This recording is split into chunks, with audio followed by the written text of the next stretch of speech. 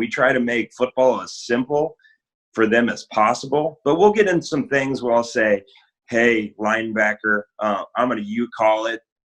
Because we'll see teams, the big craze for a few years ago was 11 personnel teams where that Y is all over the place. So we would have situations where if that Y was extended in a 10 personnel formation, we would get in our stack and run different movements. And when that guy was attached, we wanted to be 4 down and have certain calls. So we relied on our linebackers to kind of make me right.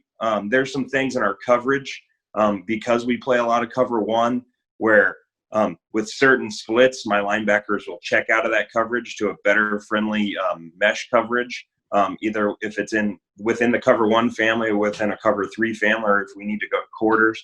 So there's some things that they can help me out on game day, but we try to make it simple where they can just play fast at the end of the day. One thing that we went into this season was we kind of have more matchups. We're in Indiana, so basketball is huge in Indiana. It's king. So we try to play basketball out there. So I always want my best defender on their best receiver.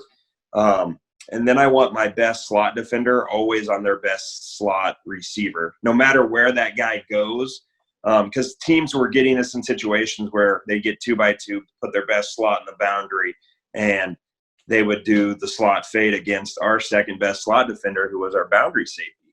So I just made it to rule where that nickel for us travels around with the best skill slot, and our rover will handle the 11 personnel tight end, or if it's 10 personnel, he handles kind of that second best slot. So that's one thing from a cover one standpoint, just getting your best players in those areas.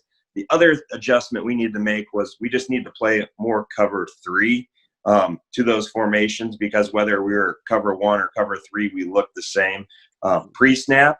And then we got into some more quarters coverage actually to help us.